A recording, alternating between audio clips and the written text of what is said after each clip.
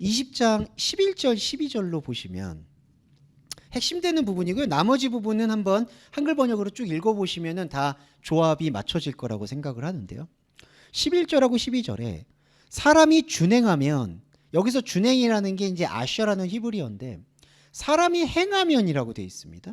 근데 이 행한다는 게 그 앞절에 보시면 20장 10절에 그 미스라임이 나와요. 미스라임 메레츠 함 미드바, 광야에 이르게 하시고. 자, 20장 10절에 광야에 이르는 것이 바로 20장 11절에 사람의 준행, 행함입니다. 그러면 이걸 영적으로 해석을 해보면 광야에 이른다는 게 복음의 눈을 뜬다는 표현을 광야라고 표현했어요. 왜냐하면 광야라는 건 황폐하고 아무것도 없는다는 뜻인데, 하나님의 말씀을 발견할 때 상대적으로 세상에서의 모든 가치관과 종교적인 가치관이 다 황폐하게 변하는 것을 광야라고 표현합니다. 그래서 사도행전에선 광야교회라고 표현한 거죠. 그러니까 10절에 광야에 이르게 하는, 광야를 발견하는 게 곧 11절에 사람의 행함이라는 거예요. 사람이 준행하면. 자, 그러면 그 광야를 행하게 되면 우리 안에서 뭐가 나오냐면은 율례와 규례를 준다라고 얘기합니다. 율례와 규례에 대한 관계성을 좀 설명을 드릴게요. 율례와 규례가 이렇게 동시에 쓰이게 될 때는 하나의 스토리가 생기는데, 뭐냐면 율례는 후카라는 히브리어인데요. 율례는 하나님의 법을 얘기해요.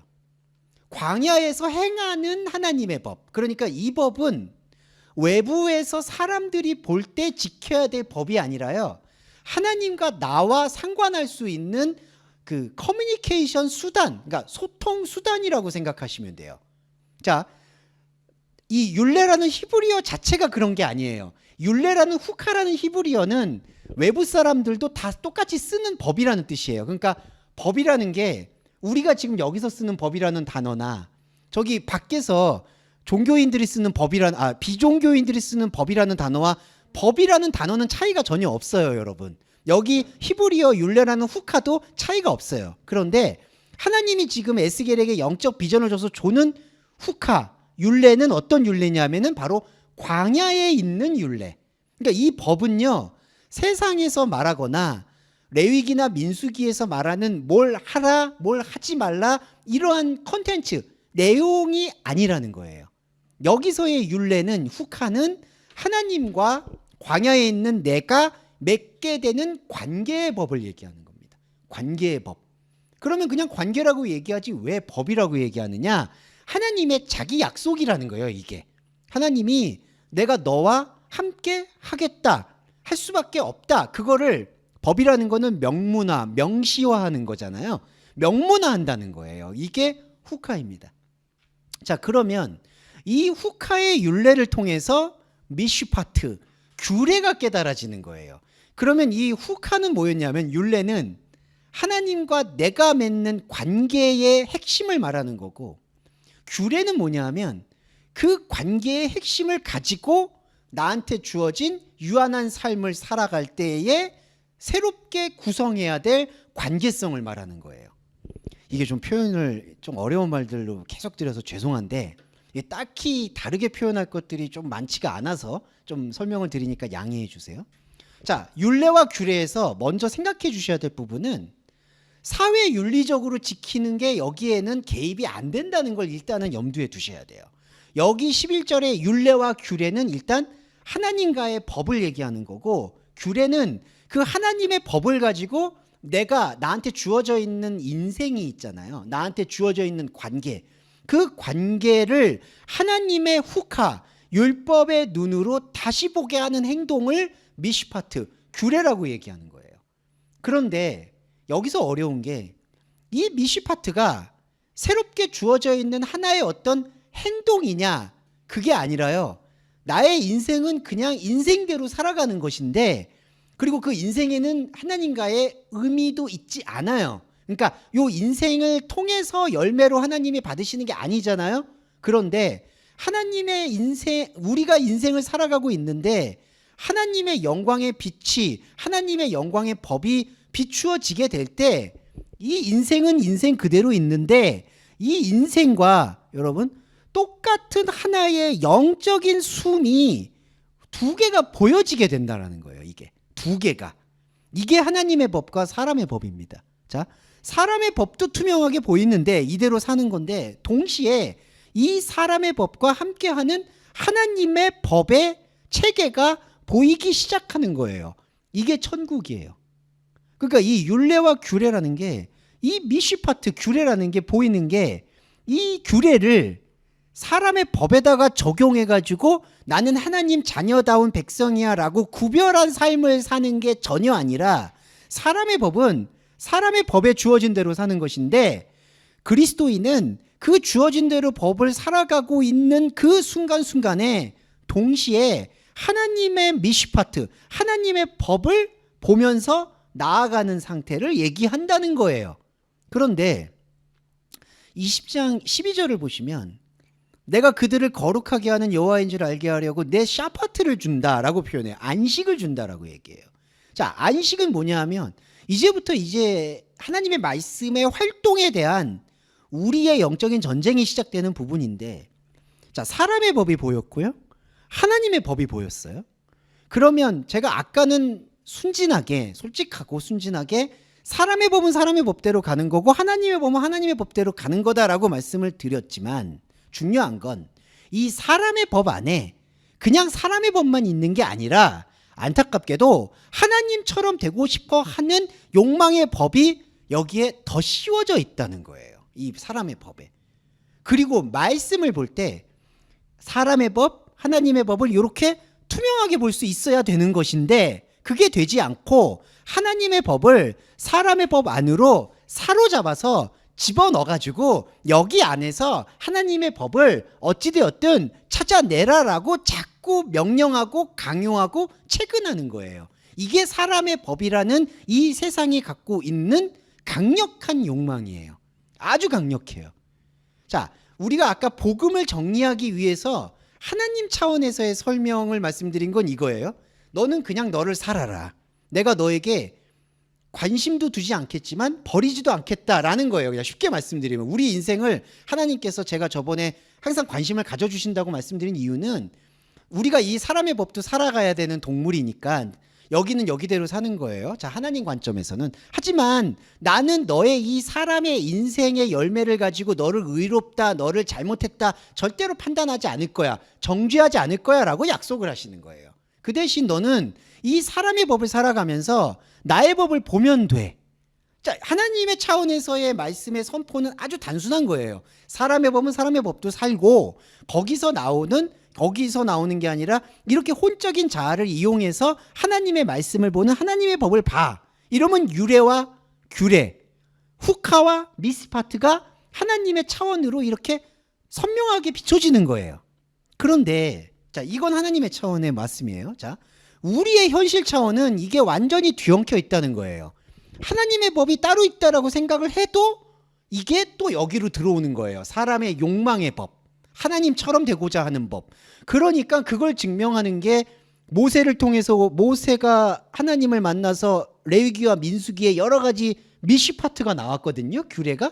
근데 그 규례가 다 이거였는데, 자, 세상을 살아갈 때 광야에서 이렇게 살아, 저렇게 살아, 하나님은 이렇게 만나, 이거였는데 이 뜻대로 되어지지 않고 하나님의 법이 사람의 법 안으로 완전히 지배를 당하고 있는 모습이 바로 율법으로 하나님께 의를 도달하려는 그때 당시 사람들의 의라는 거죠. 안타깝지만 그게 그때 당시만이 아니죠. 지금도 거의 똑같죠. 자, 이렇게 되어가고 있다는 거예요. 그래서 필요한 게 12절의 샤파트, 안식이라는 거예요. 안식이라는 뜻의 본질은 위로부터 향하는 일을 자른다라는 뜻입니다. 위로 향하는 일을 자른다. 위로 향한다라는 게 뭐냐면은 하나님으로 살아가려고 하는, 하나님처럼 살아가려고 하는 욕망을 표현할 때 위로부터 향한다라고 표현을 해요. 더 높은 곳으로 올라가려는 욕망, 더 높은 곳에 하나님을 보려는 발버둥, 그게 위로부터 향하는 거예요. 그거를 잘라내는 게 안식이에요. 이 샤파트라는 얘기는 사람이 갖고 있는 이 사람의 법에서 나타나는 하나님을 찾으려는 충동을 잘라내는 영적인 말씀의 핵심이 안식이래요. 그래서 우리가 이 세 가지를 조합해서 받아들여야 되는 게 율례와 규례와 안식이래서, 처음에 율례는 우리가 사람의 법으로 다가가는 율례가 아니라 하나님의 법이라는 게 최초로 존재하는구나, 그거를 깨닫는 거에 대한 시작점이 율례가 되고요. 후카. 그 다음에 두 번째 규례는 이 사람의 법을 지키는 데 필요한 여러 가지, 그러면은 내가 하나님 자녀답게 어떻게 살아가야 돼요? 라는 질문에 대한 답을 얘기하는 게 규례가 아니라, 아까 후카, 하나님 법을 알았잖아요. 하나님과 나의 관계를 이해했잖아요. 그 관계의 이해를 더 깊게 소통하는 수단이 두 번째 규례라는 거예요.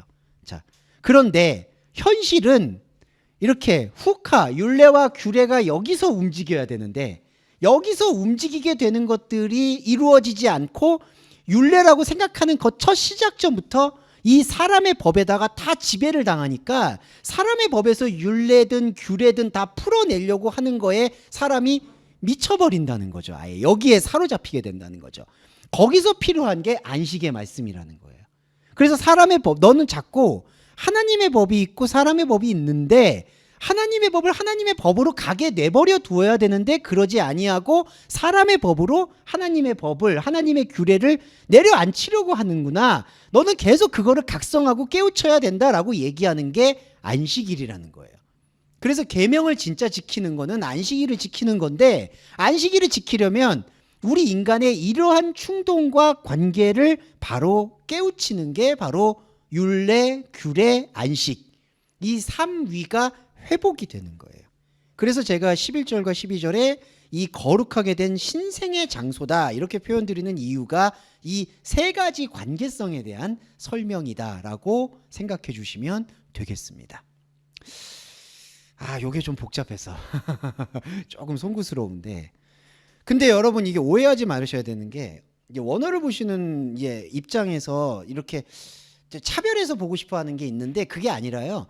여기 율례나 규례나 요 안식이라는 단어는요, 그냥 지금 당시에 유대인들도 똑같이 쓰는 단어예요. 근데 우리가 뭐를 여기서 채굴해내야 되냐면은 이게 그리스도론의 원리로 어떻게 우리한테 받아들여지느냐가 중요하다는 거죠. 똑같은 법이라는 단어라고 해도 그 법이라는 단어가 하나님과의 관계성의 단어냐, 우리가 하나님한테 그냥 하달 받아가지고 우리가 사람 사는 세상에서 지켜야 되는 법이냐, 전혀 다르다는 거예요. 여기서 율법하고 복음이 완전히 갈라지게 됩니다. 그래서 말씀을 드리는 게 요 20장 11절과 12절의 말씀이고요. 헌데 자, 에스겔은 이렇게 얘기를 했는데 진단하기로는 이스라엘 사람들, 곧 우리의 종교성은 이거를 이렇게 듣고도 망각을 하고 계속해서 욕망을 추구하게 된다는 거예요. 그 욕망을 추구하게 되는 것에 대해서 다시 한번 그러니까 이렇게 올라가려는 욕구를 끊어내는 게 20장 40절에 등장하는데, 20장 40절의 말씀이 바로 이거예요. 주 여호와의 말씀이다. 이스라엘 족속이 그 땅에 있어서 내 거룩한 산, 곧 이스라엘 높은 산에서 나를 섬기리니 내가 그들을 기쁘게 받을 것이다. 너희 예물과 너희 드리는 첫 열매와 모든 성물을 요구하리라. 자, 이 말씀을 말씀 그대로만, 그러니까 이 문자 그대로만 보면은 높은 산, 거룩한 산에서 섬긴다라고 생각이 들잖아요. 자, 그런데 제가 말씀드리고 싶을 수 있는 이 흐름은, 이 높은 산이라는 것에 대한 의미는 제가 지난주에 한번 풀어드린 걸로 기억을 하는데, 높은 산을 깨닫는다는 거는 그 높은 산에 내가 도달했다라는 게 아니라 그 높은 산이라는 거는 우리가 생각할 수 있는 산이 아니었다라는 거를 고백하는 산의 의미라는 거예요. 그러니까 높은 산, 거룩한 산은 하나님이 예비하신 산인데, 그 예비하신 산이라는 게 우리가 하나님의 도움을 받든 어찌하였든 이렇게 올라가서 도달한 산이 아니라는 거예요. 그러니까 높은 산에서 섬긴다는 뜻은 뭐냐 하면은 그 높다라는 개념을 하나님의 차원으로 올려붙이고 나는 더 이상 이것을 올라갈 수 없다라는 것을 하나님 앞에 고백할 수밖에 없다. 그거를 고백하는 게 바로 우리 안에 높은 산이 형성이 되는 섬김이라는 거예요. 그러니까 이게 완전히 좀 다른 게, 높은 산에 오르기 위해서 우리가 기도를 하는 경우가 많다는 거죠. 하나님, 우리의 힘으로는 저 높은 산, 거룩한 산에 올라갈 수가 없어요. 우리는 타락을 했고 더럽고 하나님 앞에서 너무나 죄인이기 때문에, 그래서 예수 그리스도의 이름으로 힘입어서 성령의 견인을 받아서 그 거룩한 산에 이르도록 해주세요라는 게 기도 제목의 대부분이 되는 거예요. 이것도 가장 고상한 기도고 그들이 생각할 때 거기서 또 죄송한데 저질 기도가 나오는 거죠. 하나님, 이러려면은 우리 자식이 잘 돼야 될 것 같고 내 직장에서 하나님께 영광을 돌려야 될 것 같고 그 말도 안 되는 얘기를 거기다 다 갖다 붙이는 거예요. 이 정도는 해야지 말빨이 먹히니까 하나님께서 나를 높여주셔야 될 겁니다. 그 말씀 많이 들어보셨죠? 그런 기도가 우리를 갉아먹는 거예요. 그 첫 번째 뿌리가 높은 산에 도달해야 된다라는 요 전제가 있다는 거예요. 근데 나는 못하니까 하나님이 인도해 주셔. 그래서 다 그런 얘기 하잖아요. 내가 아니라 하나님이 하셨다고. 그건 하나님이 한 게 아니죠. 하나님이 그런 걸 하셔도 안 되고. 그래서 요 20장 40절의 본질적인 높은 산에서 섬기는 것은 이 높은 산은 도달하는 게 아니다라는 거를 고백하는 게 섬기는 거예요. 그래야지 우리가 참 하나님을 섬길 수가 있어요. 그리고 그게 여기 보시면 너희가 드리는 첫 열매와 모든 성물을 내가 요구하리라, 흡수하리라. 이때 첫 열매가 11조가 되는 거예요. 이 11조는 10분의 1이 아니고 10가지 중에 가장 좋은 것인데 그것도 10가지 중에 가장 좋은 것을 드리는 것도 아닐 뿐더러 열은 세상을 상징하고요. 열 중에 가장 좋다라는 것은 세상의 모든 것 중에는 하나님께 드릴 만한 것이 아예 없었다라는 걸 고백을 하는 게 가장 좋은 거예요. 그러니까 하나님께 드리는 11조는 결국엔 우리가 현상적으로 아무것도 드리지 않는 게 11조예요. 멜기세덱에게 아브라함이 11조를 드렸다는 얘기는 내가 이렇게 광분해서 하나님을 찾는다고 했더니 이거 아무것도 아니구나. 샬렘 왕이 해주는 역할이 바로 그거예요. 너는 지금 전혀 다른 걸 보고 있다. 그걸 깨우쳐서 내 노략물 중에 11조를 드렸다는 건 이 노략물의 전체가 아무 의미가 없는 헛됨이었습니다라는 거를 하나님의 대리자인 샬렘 왕 멜기세덱을 통해서 고백을 한 거예요. 그걸 히브리서에서는 바로 그게 아브라함을 믿음의 조상이라고 말할 수가 있다. 자, 그때 믿음의 조상이 뭐죠? 아브라함이 우리한테 피가 흐르는 조상을 얘기하는 게 아니죠. 아브라함은 바로 내가 되는 거죠. 그게 바로 히브리서에서 말하는 믿음의 조상이라는 거예요.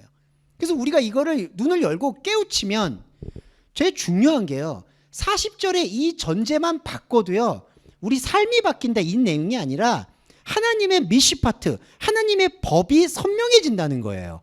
우리는 현상적으로 이게 느껴지지 않는다 하더라도 하나님의 차원에서는 우리가 이걸 깨달으면 이 높은 산은 내가 올라가는 게 아니구나라는 걸로 이 말씀을 인식을 하면 그게 11조가 되고 그 11조를 하나님이 흡수하셔서 여기 요구한다는 게 흡수라는 의미거든요.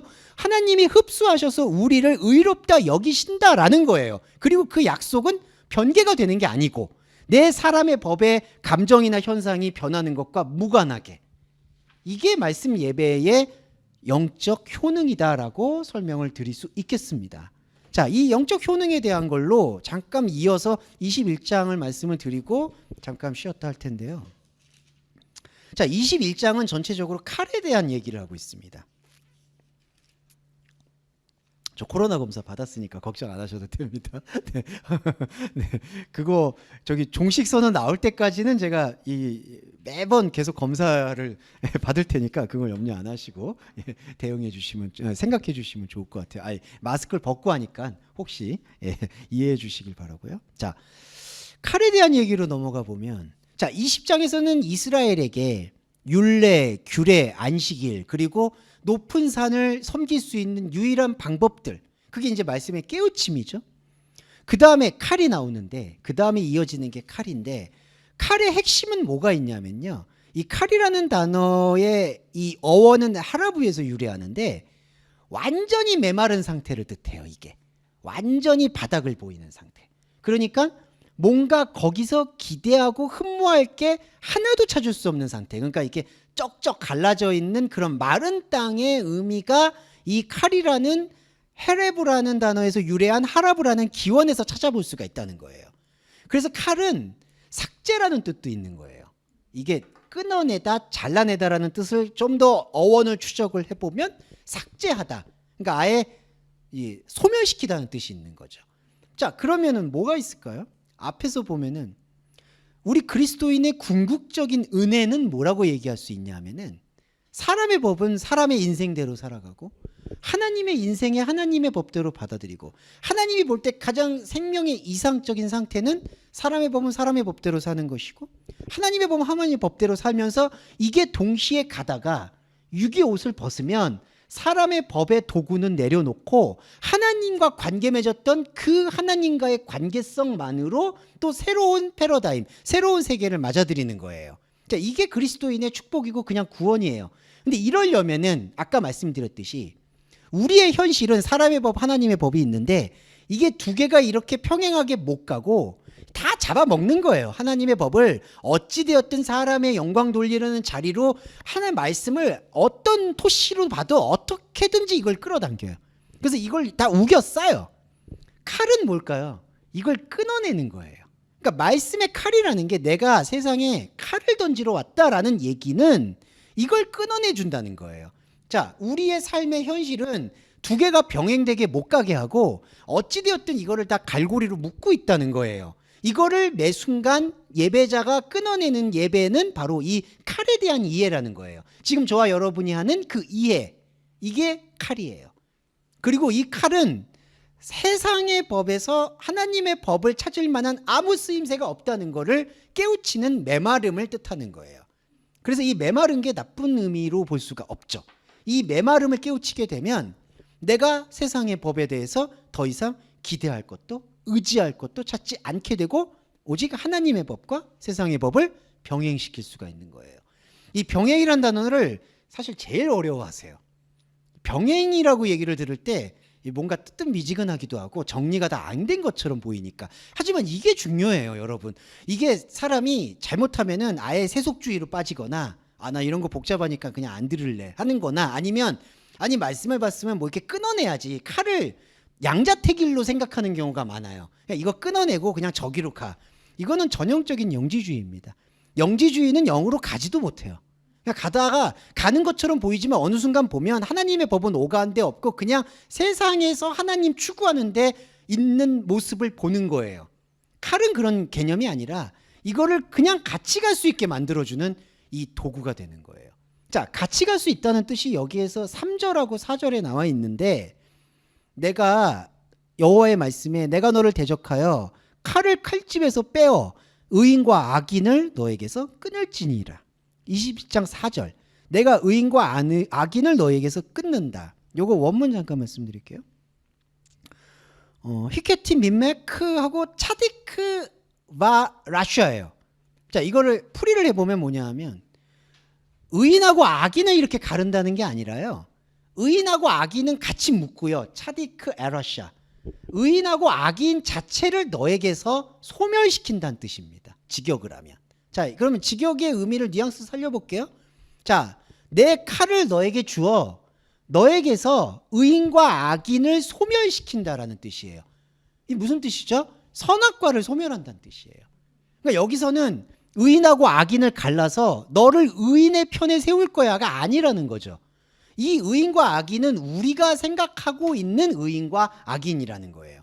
여기서 의인과 악은 어떻게 될까요? 선악과인데 이때 선악과는 다시 한번 정리해드리면 이때 악은 선의 결핍이고 이때 선은 악의 완성이에요. 그러니까 둘이 쌍둥이에요, 이게. 그러니까 여기서 말하는 의인과 악인은 쌍둥이에요. 그러니까 여기서는 의인이 더 높게 보이고 악인이 더 추해 보이고 이미지는 그럴 수 있어도 의인이나 악인이나 똑같다는 거예요. 그 의인과 악인의 생각을 아예 지우겠다는 거예요. 그게 칼이에요. 그 칼이 우리 안에서 형성이 될 때 우리가 육적인 실체와 육적인 세계를 벗어던지고 영적인 실체를 받아들일 수 있게 된다는 거죠.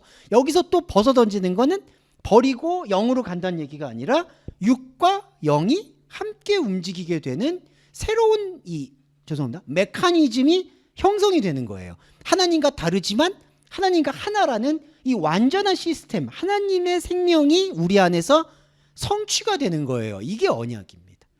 예. 그런데 우리가 보고 있는 말씀은 이게 곳곳이 지뢰밭인 것이 이렇게 봤는데도 또 딴 데 보면은 이게 이렇게 섞여 있는 것처럼 보이는 게 허다한 거예요. 이사야서나 예레미야서를 보면은 헷갈려요. 그래서 제가 에스겔을 먼저 보는 게 에스겔은 이걸 이대로 가는 거예요. 가는데 할애가 되어 있는데 이 다른 서신서들은 그 다른 서신서들이 그런 의도가 있다는 뜻이 아니라 표면적으로만 보면은 그럴 위험성이 다분하다는 거죠. 그래서 성경을 볼 때 상당히 주의 깊게 봐야 될 필요가 여기에 있다. 이렇게 설명을 드리겠습니다. 네, 잠깐 쉬었다가 다시 한번 볼게요.